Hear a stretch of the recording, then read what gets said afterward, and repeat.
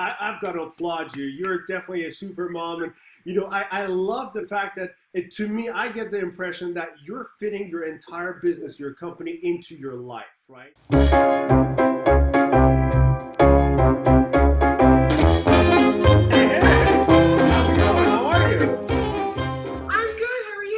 Honestly, I have never, ever, ever been better. So if you don't mind, share a little bit about your background, because obviously I'd love for my audience to get to know maybe about a minute of your story.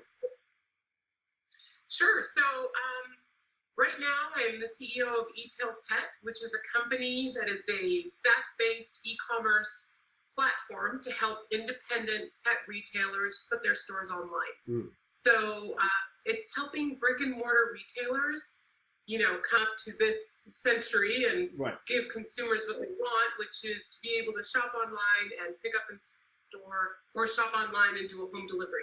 My husband and I opened retail stores in Southern California. And then as we built out this chain of retail stores in Southern California, I built software to manage those stores effectively.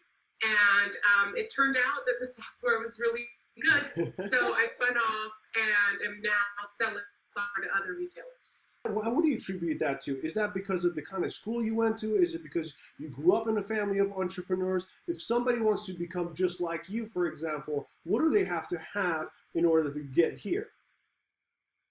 I think just a lot of drive and a lot of energy.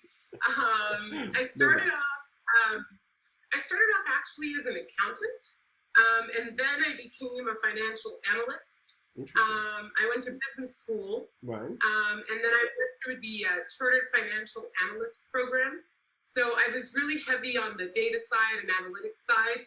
And it was during the internet bubble that I made the jump from finance into an internet company. And from there, I went to Dogswell, which was also, a private company, and just stayed on, doing that. You have a family too, you have a personal life as well, and being so involved, and I've worked with you obviously in the past, you guys are both, you and your husband are so active in the business because you pay attention to every aspect of the company. How do you manage the balance between the two? Well, I think I'm really mobile. What do you mean by that?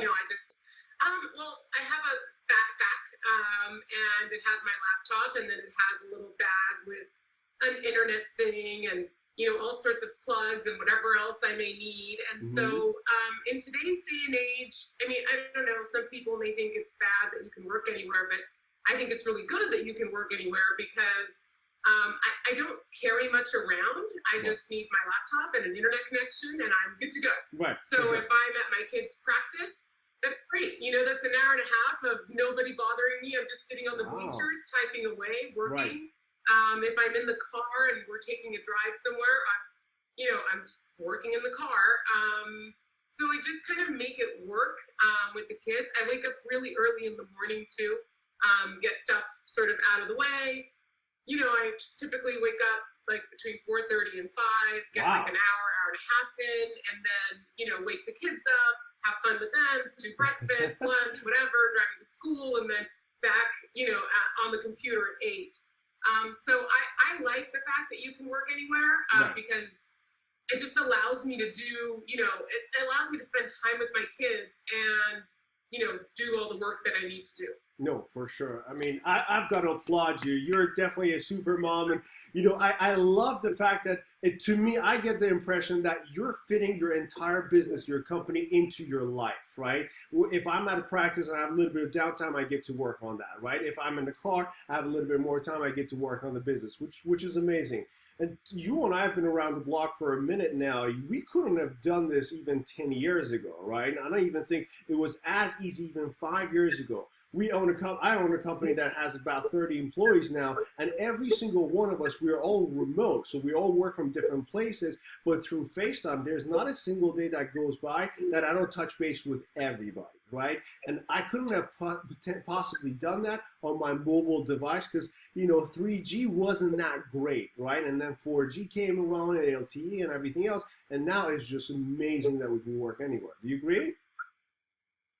Absolutely. And, everything is cloud-based now, so there's no there's no paper that you need to carry on. There's no server. You don't need to VPN anywhere. It's just kind of Right. very easy. And then also, you bring up the point of working remotely.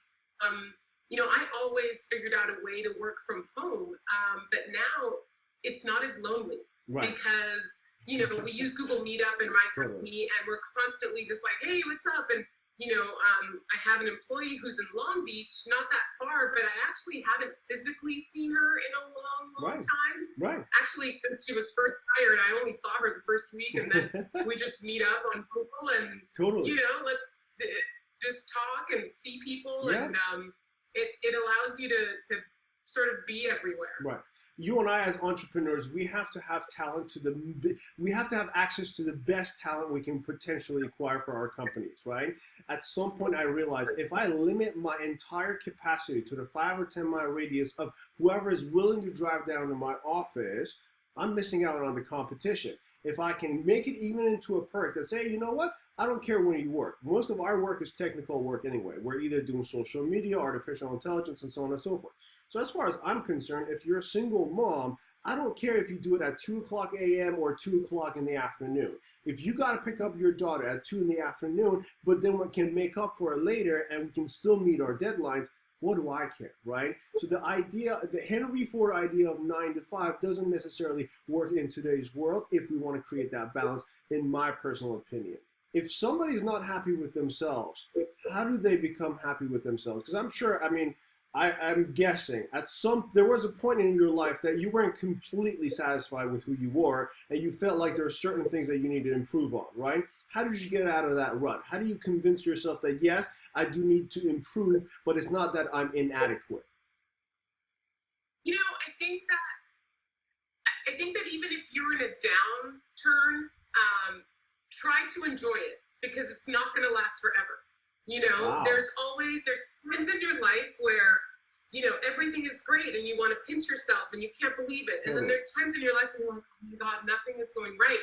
And if you can try to enjoy them and just understand, maybe not enjoy, but just understand where you are and accept it and see a path to get out of it. And if you make a mistake, start again. Don't look back.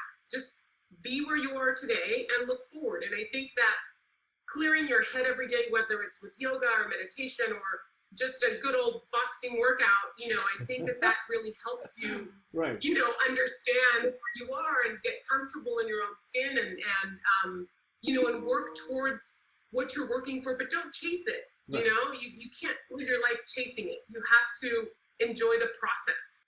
Absolutely. Anytime. I'd be happy to. Sounds good. I also appreciate your time too. You're a kind soul. The fact that you shared some of your time today with me in your busy schedule means a lot. Awesome. Absolutely. Great. Take care. Good to see you, Ash. Pleasure's all mine.